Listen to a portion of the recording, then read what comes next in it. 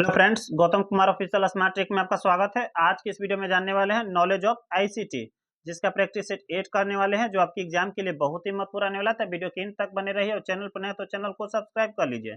चलिए प्रश्न देखते हैं। प्रश्न क्या है?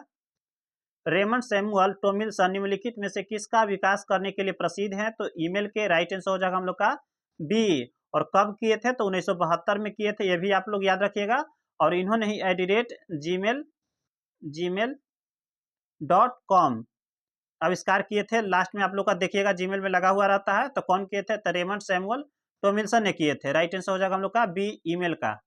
चलिए नेक्स्ट देख लेते हैं प्रश्न। डीएनएक्स एक नेटवर्किंग शब्द है जिसका संदर्भ डॉट से है होता है, तो डोमेन नेम सिस्टम से होता है। राइट आंसर हो जाएगा हम लोग का ए। चलिए नेक्स्ट देख लेते हैं प्रश्न। कंप्यूटर के संदर्भ में वर्म किसका संक्षिप्त नाम है? तो राइट वंस रीड मेनी हो जाता है। राइट आंसर हो जाएगा हम लोग का ए। डब्ल्यू से राइट हो जाएगा, वन से वंस हो जाएगा, आर से रीड हो जाएगा, एम से मेनी हो जाएगा। चलिए नेक्स्ट देख लेते हैं प्रश्न। वर्ड प्रोसेसर में आमतौर पर उपयोग में लाए जाने वाले कमांड और टूल्स तक पहुंच आसान बनाने के लिए किस बार का उपयोग होता है? तो टूल बार का प्रयोग होता है। राइट आंसर हो जाएगा उनका बी, टूल बार का। चलिए नेक्स्ट देख लेते हैं प्रश्न। वेब पेज पर आड़ी रेखा क्षैतिज रेखा निवेश यानी इंस्टर्ट करने के लिए किस आवरण टैग का उपयोग किया जाता है? किस टैग का उपयोग किया जाता है? राइट आंसर हो जाएगा हम लोग का डी, एचआर टैग का प्रयोग किया जाता है। देख लीजिए आप लोग, राइट आंसर हो जाएगा हम लोग का डी। चलिए नेक्स्ट देख लेते हैं प्रश्न। कंप्यूटिंग का कौन सा प्रकार कम्यूटेशन, स्टोरेज और यहाँ तक कि एप्लीकेशन को भी पूरे नेटवर्क में सर्विस के रूप में कार्य करता है? कौन कार्य करता है? तो क्लाउड कंप्यूटिंग करता है। राइट आंसर हो जाएगा हम लोग का ए, क्लाउड कंप्यूटिंग। चलिए नेक्स्ट देख लेते हैं प्रश्न। किस संचार के प्रकार में डाटा का संचरण एक समय में दोनों दिशाओं में संभव है? तब पूर्ण डुप्लेक्स में। राइट आंसर हो जाएगा हम लोग का बी।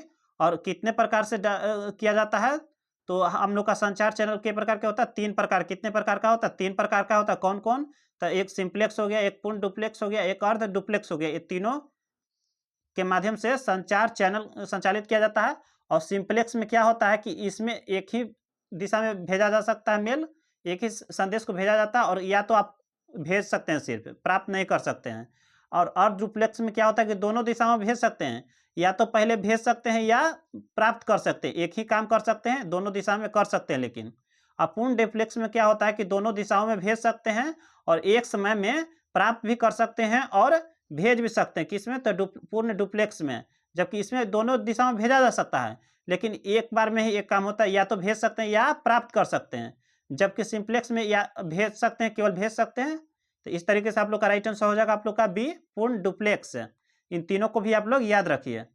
चलिए नेक्स्ट देख लेते हैं प्रश्न। लिनक्स ऑपरेटिंग सिस्टम का शुभंकर क्या है? तो पेंगुइन है। राइट आंसर हो जाएगा हम लोग का बी, पेंगुइन। चलिए नेक्स्ट देख लेते हैं प्रश्न। निम्न त्रुटियों में से किसकी कंपाइलर द्वारा पहचान की जाती है?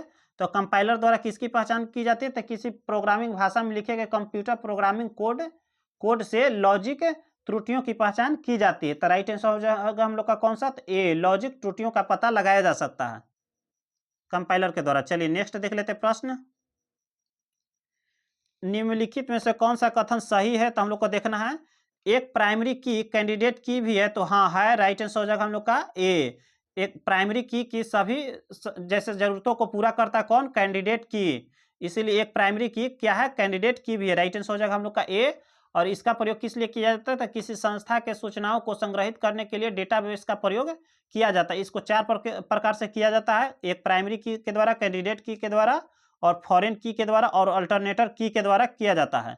तो एक प्राइमरी की के सभी जरूरतों को पूरा कौन करता है? कैंडिडेट की। इसलिए एक प्राइमरी की कैंडिडेट की भी है। राइट आंसर हो जाएगा हम लोग का ए। चलिए नेक्स्ट देख लेते हैं प्रश्न। सर्वप्रथम कंप्यूटर माउस की खोज किसने किया था? तो डगलस एंगलबर्ट ने किया था। राइट आंसर हो जाएगा हम लोग का बी। किसने किया था? डगलस एंगलबर्ट ने किया था। एक कैसा है? तो इनपुट डिवाइस है। कैसा डिवाइस है? तो इनपुट डिवाइस है। चलिए नेक्स्ट देख लेते हैं प्रश्न। निम्नलिखित में से कौन सा एक ऑपरेटिंग सिस्टम नहीं है?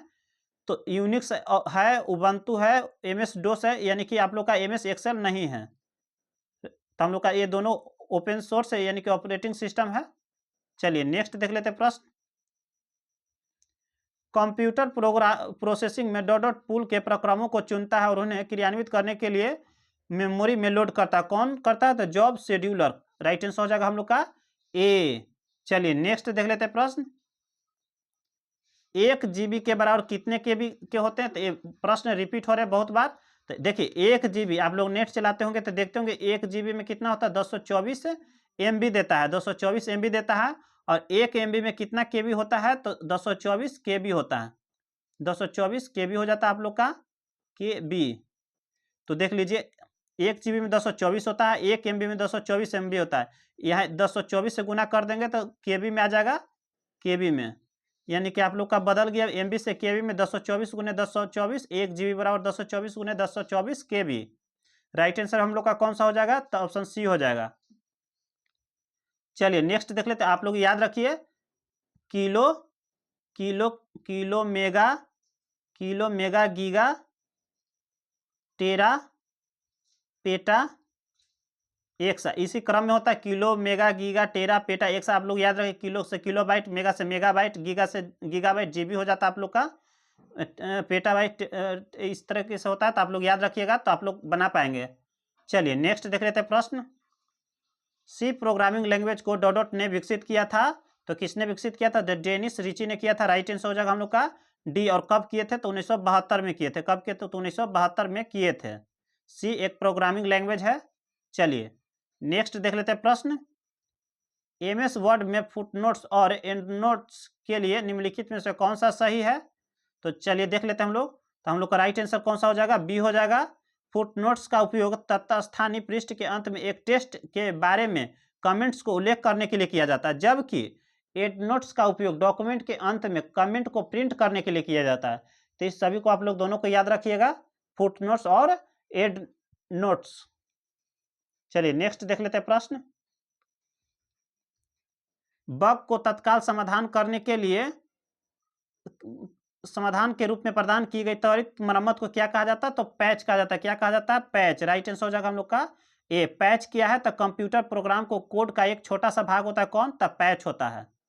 चलिए नेक्स्ट देख लेते हैं प्रश्न। पावर पॉइंट के लिए निम्नलिखित में से कौन सा सही एक्सटेंशन है? तो PPT और PPTX है। राइट आंसर कौन सा हो जाएगा हम लोग का? बी हो जाएगा। चलिए नेक्स्ट देख लेते हैं प्रश्न। कंप्यूटर की दुनिया 0 और 1 से निर्मित है। इन 0 और 1 को भंडारित करने के लिए प्रोसेसर को डॉट के अंदर लगाया जाता है, तो ट्रांजिस्टर के अंदर लगाया जाता है। राइट आंसर हो जाएगा हम लोग का कौन सा? तो सी हो जाएगा। और कंप्यूटर की सभी गणनाएं 0 और 1 के रूप में की जाती है, संचालित की जाती माध्यम से। चलिए नेक्स्ट देख लेते हैं प्रश्न। निम्नलिखित में से कौन सा इनपुट डिवाइस है? तब माउस है, कीबोर्ड है, स्कैनर है। तो यानी कि हम लोग का सभी हो जाएगा। राइट आंसर हम लोग का हो जाएगा कौन सा? डी। और आपके EMRS की एग्जाम में कंप्यूटर में एक इनपुट और आउटपुट से 1 से 2 प्रश्न एकदम कंफर्म आपके 100% आपके एग्जाम में पूछे जाएंगे। तो आप लोग इनपुट याद कर लीजिए और आउटपुट याद कर लीजिए हार्डवेयर। चलिए आज के लिए इतना ही। जय हिंद।